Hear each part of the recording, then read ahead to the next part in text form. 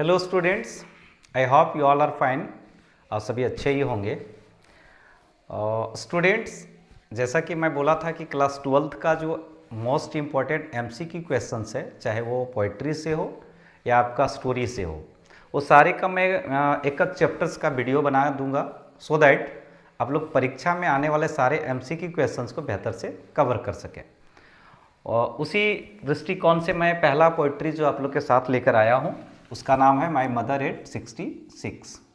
इसको आप लोग पढ़े भी होंगे, my mother at 66। It has been written by Kamala Das. ये पहला क्वेश्चन आप लोग से पूछा जा सकता है, that my mother at 66 has been written by home. कौन लिखे हैं इसको? तो आपका सही आंसर होगा कमला दास। अब इसको जरूर देखेंगे। मैं ये मोस्ट इंपॉर्टेंट क्वेश्चंस और सारे चैप्टर्स का एवरीडे एक एक वीडियोस जाएंगे। मैं आप लोग को बता देना चाहता हूँ कि आपके 15 से 20 दिन में सारे लिटरेचर्स के जितने भी क्वेश्चंस हैं एमसीक्यू, वो सारे का वीडियो मैं बना के भेज दूंगा। ऐसे ही कुछ और भी डाउट्स होंगे तो आप पूछोगे तो वो सारे क्वेश्चंस को भी मैं बता दूंगा। मतलब 100% सिलेबस को मैं कवर 20 दिन में करने वाला हूँ। सारे बच्चे मेरा यूट्यूब चैनल से जुड़ जाएंगे। कोई डाउट्स होंगे तो आप लोग जरूर पूछेंगे। लिटरेचर के साथ साथ राइटिंग स्किल्स भी मैंने बता रखा हूँ, कुछ कहानियाँ भी मैं बता रखा हूँ। बट फिर भी डाउट्स होंगे तो पूरे इस नवंबर महीने में क्लास 12th का 100% इंग्लिश का लिटरेचर मैं कंप्लीट करने वाला हूँ, सिलेबस कंप्लीट करने वाला हूँ। आप देखेंगे मोस्ट इंपॉर्टेंट क्वेश्चंस मैं लिख रखा हूँ बोर्ड पर। थोड़ा बोर्ड छोटा हो जा रहा है बट कोई बात नहीं, इससे भी ज़्यादा रिलेटेड मोस्ट रिलेटेड क्वेश्चंस आएंगे, वो भी मैं बताऊँगा। पहला क्वेश्चन है, what is the kind of pain and that the poet feels?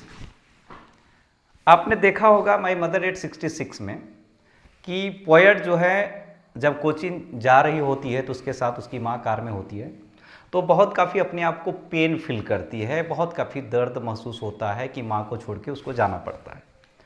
तो उसको किस बात का दुख और दर्द हो रहा है?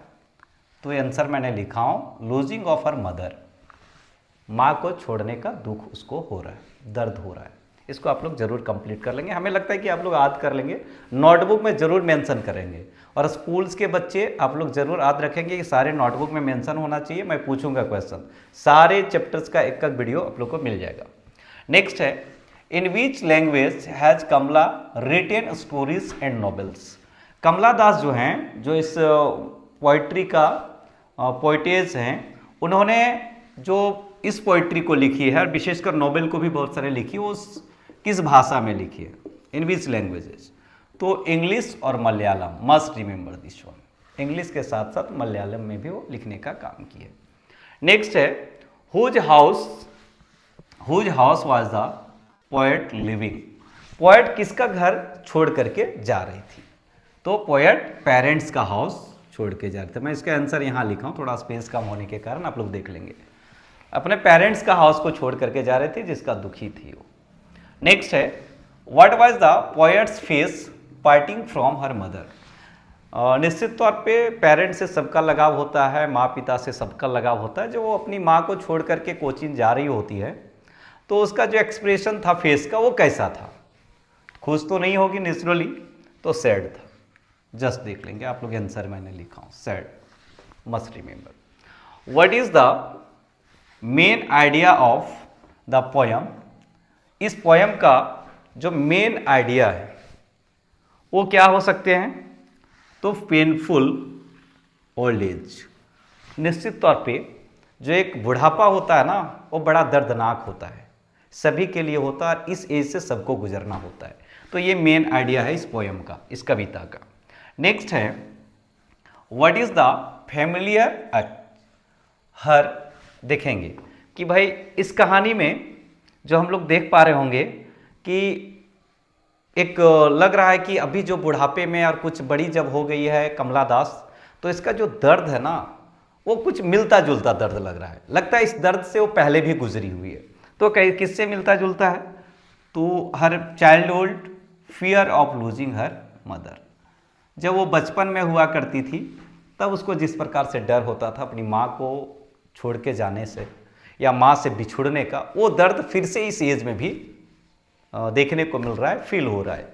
इस एज में जब उसकी माँ बूढ़ी हो गई है तब भी वैसा ही दर्द महसूस हो रहा है जैसा दर्द बचपन में एक बार उसको फील हुआ करता था।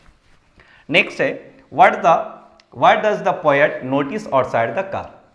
जब पोएट कार में ट्रेवल होकर करके जा रही थी एयरपोर्ट की ओर, तो उन्होंने देखी कि आउटसाइड में कुछ देखने को मिलता है। तो उसको क्या दिखता है? Sprinting trees. निश्चित तौर पे आप भी गाड़ी वाड़ी में चलते होंगे तो पेड़ बड़ा तेजी से दौड़ता हुआ नजर आता है, स्प्रिंटिंग करता हुआ नजर आता है।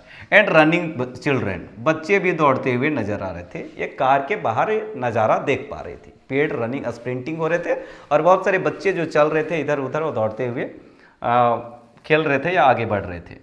Next question is here, the person in the car beside the poet is watch. ये आसान है क्वेश्चन, बहुत ही काफ़ी आसान है लेकिन मोस्ट इंपॉर्टेंट है। कार में जब पोएट जा रही है कोचीन एयरपोर्ट, तो उसके कार के सीट में, उसके सीट के जस्ट बगल में कोई बैठी हुई है। वो बैठी हुई कौन है? तो उसकी मम्मी है, her mother. You can look at here, उसकी मम्मी है। Next question is here, the poet is mother look like या। उसकी माँ जो उसके बगल में बैठी हुई है, बगल का सीट में, वो कैसे दिख रही है? Just like as a corpse. Corpse का मतलब डेड बॉडी के जैसा, लाश के जैसा पड़ी हुई है। हाँ, नेक्स्ट है, ये मोस्ट इंपॉर्टेंट है, 10th नंबर क्वेश्चन, आप लोग जरूर देखेंगे इसको। Identify the figure of a speech. इस पोयम में जो फिगर यूज किया गया है, figure of a speech, in the phrase young trees sprinting. Young trees sprinting आपने पोयम जब देखोगे तो उसमें ये लाइन आया हुआ है। तो इसमें जो फिगर यूज हुआ है, फिगर ऑफ स्पीच जो यूज हुआ है, वो बच्चों क्या है?